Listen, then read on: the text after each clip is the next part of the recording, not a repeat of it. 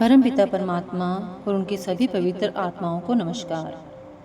जितने भी साधन जैसे जप, तप, पूजा पाठ, दान पुण्य वगैरह हैं, सबका फल हमें जरूर मिलता है, लेकिन उनका फल लेने के लिए हमें फिर से देह के बंधनों में आना पड़ता है।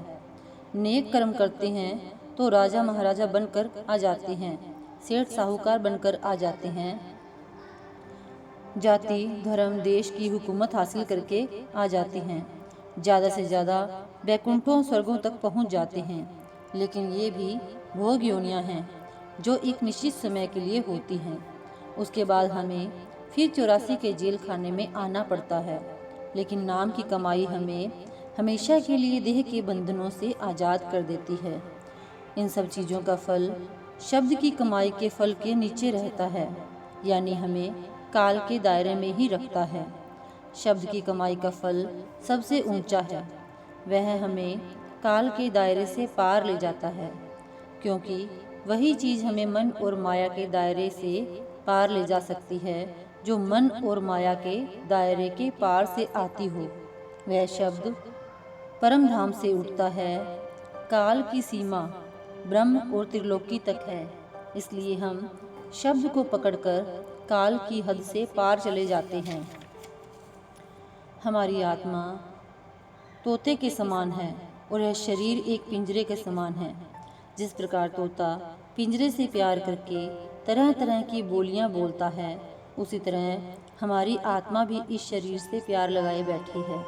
कभी इसके अंदर बैठकर रोती है, कभी हंसती है, कभी सुख और कभी दुख महसूस करती है। अगर हमारी आत्मा इस देह के प्यार को छोड़ दे और इसके अंदर परमात्मा ने जो सच का चोगा रखा है उसको चुगना और उस शब्द रूपी अमृत को पीना शुरू कर दे, तो यह हमेशा के लिए इस देह के बंधनों से आज़ाद हो जाए। नाम की कमाई के बगैर जो भी साधन या तरीके हम मुक्ति की प्राप्ति के लिए अपनाते हैं, वे हमें देह के बंधनों में और ज़्यादा फंसा देते हैं। अगर हम जमीन में बेमौसम का बीज बोते हैं तो हम कितना भी हल चला लें, अच्छी से अच्छी खाद डाल लें और पानी आदि समय पर दें, तो भी वह फसल हमारे घर नहीं आ सकती। हमारी सब मेहनत, बीज और खर्च फजूल चले जाते हैं। इसी तरह कलयुग में मुक्ति प्राप्त करने का असली तरीका शब्द या नाम की कमाई है, जिसके बारे में हमें सिर्फ पूर्ण गुरु से ही पूरी जानकारी प्राप्त हो सकती है। 4 युग एक दूसरे के बाद चक्कर लगा रही हैं। हर एक युग में हमारे जीवन के हालात बिल्कुल अलग अलग होते हैं। सतयुग में हमारी उम्र बहुत लंबी थी, हमारा स्वास्थ्य भी अच्छा था और हमारा ख्याल भी दुनिया में इतना फैला हुआ नहीं था। मामूली से प्रयत्न से हमारा ख्याल परमात्मा की भक्ति की ओर लग जाता था।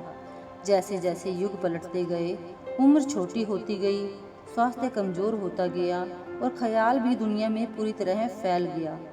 जो साधन हमें सतयुग में काम देते थे, वे अब कलयुग में काम नहीं दे सकती।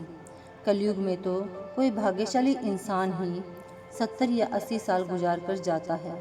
स्वास्थ्य भी इतना अच्छा नहीं कि आधा घंटा भी हम लगातार परमात्मा की भक्ति एक आसन पर बैठकर कर सके, और ख्याल भी इतना फैला हुआ है कि 5 मिनट के लिए भी हम किसी विषय पर पूरी एकाग्रता के साथ विचार नहीं कर सकते।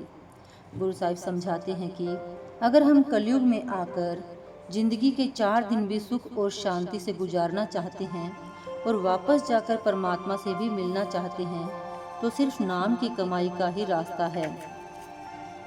हमारा मन हमें उस शब्द या नाम की कमाई की ओर जाने ही नहीं देता, बल्कि हमेशा पूजा पाठ, कर्मकांड, जप तप, दान पुण्य आदि में लगाए रखता है। हम सब दुनिया के जीव अपनी अपनी बुद्धि के अनुसार उस परमात्मा की भक्ति करने की कोशिश जरूर करते हैं, क्योंकि आत्मा का झुकाव अपने असल या मूल की ओर होता है।